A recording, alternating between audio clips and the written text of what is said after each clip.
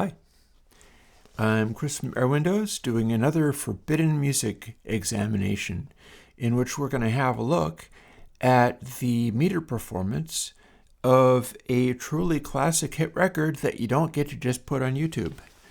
And it's from this album again.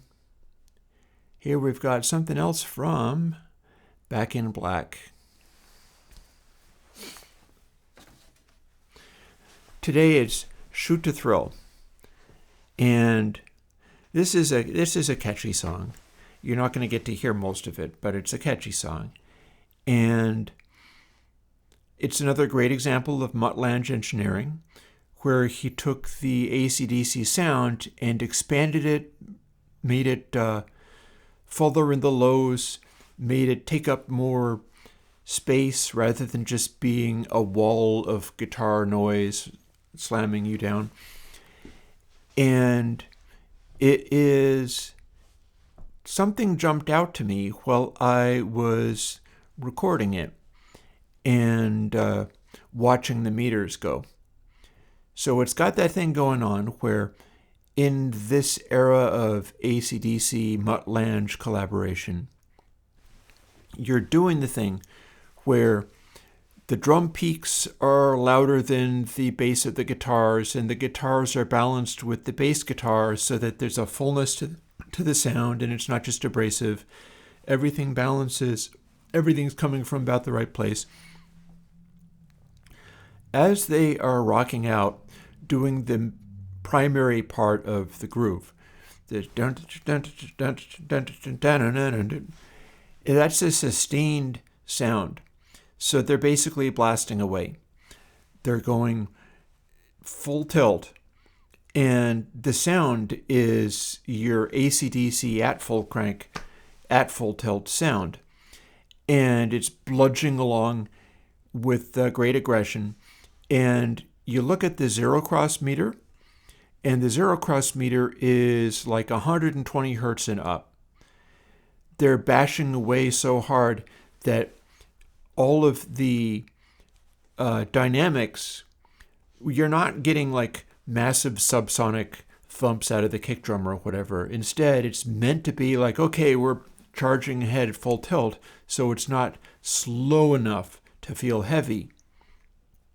And so you got an interesting little representation in the zero cross meter where the kicks are hitting at about 120, and then there's a snare that's coming in about 240.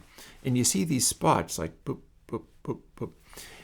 And that's the kick drum and the snare drum dominating everything else for the instant that they hit. When I was making my video, I was talking about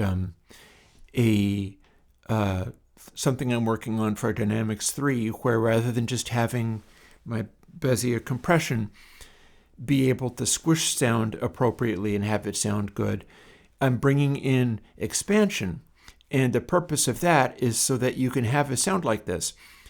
And rather than simply having a attack spike that you maybe clip off or whatever, and then the body of the sound being produced through compressing and then having the release time be fast, you can also do a thing where you're doing the compression and the attack speed is not at an ultimate high speed.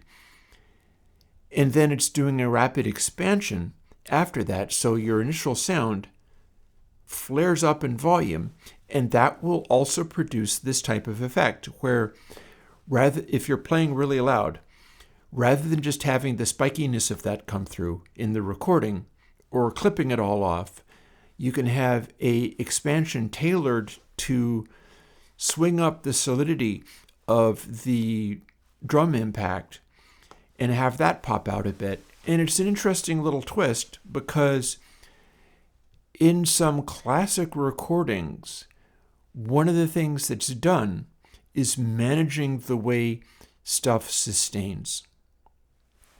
Famously, Pink Floyd in Dark Side of the Moon ran compression on lots of things, but not on the individual drum sounds. The drum sounds on Dark Side of the Moon are basically just the punch of the initial sound with Nick Mason playing. And it's not wildly compressed or manipulated. There's just, there's reverb on things. And then the other instruments are compressed to make them sit in the right place, but the body of the drums come through.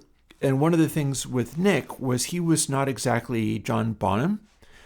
So he had a thing going on where he would be playing the drums, but didn't have like the heaviest foot in the world, or not really a blisters in your fingers kind of guy.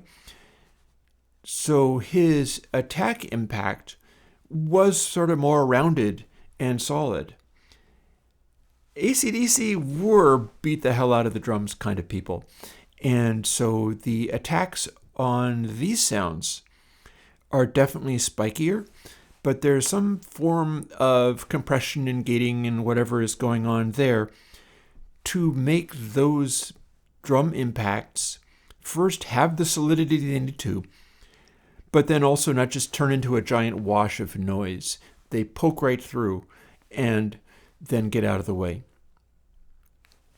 And again, during the main swing of the song, as the band is blasting away, they're sitting around 120, and then the snare's coming in at around 240. You can see the spots on the zero cross meter, because that's part of how this kind of mix comes together. You have to be able to hear and feel the drums. If you turned it into like Silhouette and just had the sound in amplitude qualities, you'd have to be able to hear where the beat is. Well, there's a section in Shoot to Thrill, which you'll hear bits of, where they go into a sort of bridge section, and Malcolm Young on the guitar goes to sort of rather than the full sustainy thing. It's pulled back in volume, and it's gone to a sort of percussive thing. I don't know whether he's doing it with his fingers or whether he's like slapping the strings with a finger, perhaps. But however he's doing it, it's a more percussive sound. It's a quieter sound, and there's more space to it. So it's a breakdown. It starts doing that, and everything pulls back. Everything gets quieter. When it does that, watch what happens on the meters. Everything shifts down an octave. The drums go down to about 60 hertz, and then still around 240 for the snare. But the entire texture of the song shifts from centered around 120 hertz and blurring away and going at full blast. It all shifts down in the zero cross meter by about an octave and still occupies a nice little cloud of sonic events happening. That was neat to see. It was neat to see that happening. And you're about to see it as well, because let's play the song. Again, I'm sorry you don't get to hear all of this. This week I did Funky Town for the $10 nut patrons, that being the only thing I'm doing for people who are helping me out enormously, which I value incredibly and couldn't continue to do this without him. And yet I'm still not withholding any plugins or things like that I make are for everybody, not just paying people, but I got to come up with something cool to do for paying people because of how much I appreciate that. So it's Funky Town, and these were both things that I captured within the last year and have never really edited down and made into songs that I've measured and so on. So I decided to pick two songs that I had never recorded or edited before, Funky Town and Shoot to Thrill, because I wanted to see what the score numbers were that Meter gives you. And then I would write those down, and then I could move on. I've got like 150 tracks edited down, and there's more to come. And I'd at least have those two out of the way. I'd be able to write what the score letters were on those, and then move on, and I wouldn't have to do them over again.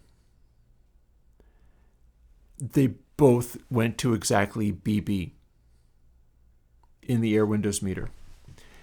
So my theory around high scores versus medium scores versus low scores in Airwindows Meter is that the biggest of hits probably don't go all the way up to A, because A signifies too much energy, too much happening. It's not a relaxing listen. It's an attention-demanding listen. It's a good way to lead off an album or start a career, is to launch something that is like AA rated, completely unavoidable.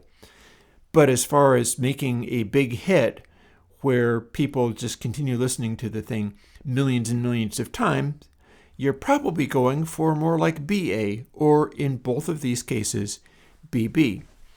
And that's what we got. Funky Town rated as exactly as big of a hit as Shoot to Thrill off of Back in Black. I don't know what to tell you. That's just what the numbers came out as, or rather the letters came out as. Without any further ado, here is AC/DC off of the album Back in Black doing Shoot to Thrill.